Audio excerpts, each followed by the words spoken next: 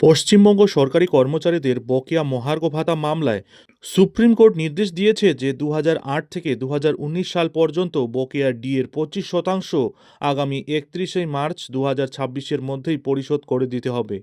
এতে ২০ লক্ষেরও বেশি কর্মচারী এই রায়ের ফলে উপকৃত হবেন, যা তাদের দীর্ঘদিনের আন্দোলনের পর একটি ঐতিহাসিক জয় বলে গণ্য হচ্ছে।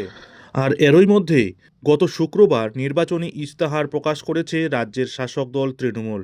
সেখানেও ১০টি প্রতিজ্ঞার কথা জানিয়েছেন তৃণমূল নেত্রী তথা মুখ্যমন্ত্রী মমতা বন্দ্যোপাধ্যায়। ইস্তাহারে ঘোষণা করা হয়েছে সপ্তম পে কমিশন গঠন করা হবে। এর পাশাপাশি গত ১৫ই মার্চ বিধানসভা নির্বাচনের নির্ঘণ্ট ঘোষণার অব্যবহিত আগে মুখ্যমন্ত্রী ধাপে ধাপে বকেয়া মহার্ঘ ভাতা দেওয়ার যে প্রতিশ্রুতি দিয়েছিলেন, তাও ঠাঁই পেয়েছে নির্বাচনী ইস্তাহারে। তৃণমূলের ইস্তাহারের দ্বিতীয় অনুচ্ছেদে রয়েছে সপ্তম পে কমিশন গঠনের প্রতিশ্রুতি।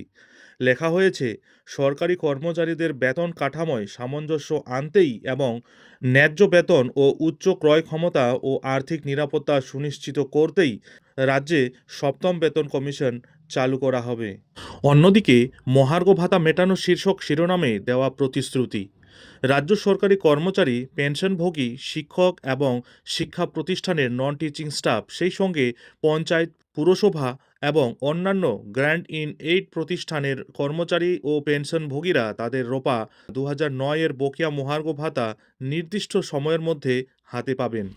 আর এরই পরে এবার রাজ্যের শিক্ষক ও শিক্ষাকর্মীদের সপ্তম বেতন কমিশনের আওতায় আনার দাবিতে ফের সরব বঙ্গীয় শিক্ষক ও শিক্ষাকর্মী সমিতি। এই নিয়ে মুখ্যমন্ত্রী মমতা বন্দ্যোপাধ্যায়ের কাছে চিঠি পাঠিয়ে দ্রুত পদক্ষেপের আবেদন জানানো হয়েছে। শনিবার সংগঠনের পক্ষ থেকে এই চিঠি পাঠানো হয়েছে বলে জানা গিয়েছে। চিঠিতে উল্লেখ করা হয়েছে, গত ফেব্রুয়ারি মাসে রাজ্য বাজেট পেশের সময় মুখ্যমন্ত্রী সপ্তম বেতন কমিশন গঠনের ঘোষণা করেছিলেন। তবে সেই সময় বিধানসভায় দেওয়া বক্তব্য অনুযায়ী মূলত সরকারি কর্মচারীদের জন্যই এই কমিশনের সুবিধা প্রযোজ্য হবে বলে জানানো হয়। কিন্তু সংগঠনের অভিযোগ, শিক্ষক, শিক্ষাকর্মী এবং সরকার পোষিত সংস্থার কর্মীদের বিষয়ে কোনো স্পষ্ট উল্লেখ করা হয়নি। ফলে এই বৃহৎ অংশের কর্মীরা কমিশনের সুবিধা থেকে বঞ্চিত হওয়ার আশঙ্কা তৈরি হয়েছে। শিক্ষক সংগঠনের দাবি, দীর্ঘদিন ধরে রাজ্যের শিক্ষা ব্যবস্থার গুরুত্বপূর্ণ অংশ হিসেবে কাজ করে চলেছেন শিক্ষক ও শিক্ষাকর্মীরা। তাদের বেতন কাঠামো, আর্থিক নিরাপত্তা এবং কাজের পরিবেশের উন্নতির জন্য সপ্তম বেতন কমিশনের আওতায় আনা অত্যন্ত জরুরি। চিঠিতে আরও বলা হয়েছে, যদি শুধুমাত্র সরকারি কর্মচারীদের মধ্যেই এই সুবিধা সীমাবদ্ধ হয়, তাহলে শিক্ষাক্ষেত্রের বড় একটি অংশ উপেক্ষিত থেকে যাবে। এতে কর্মীদের মধ্যে অসন্তোষ তৈরি হওয়ার সম্ভাবনাও রয়েছে। বিশেষ করে আসন্ন নির্বাচনকে সামনে রেখে এই বিষয়টি আরও গুরুত্বপূর্ণ হয়ে উঠেছে বলে মত সংগঠনের।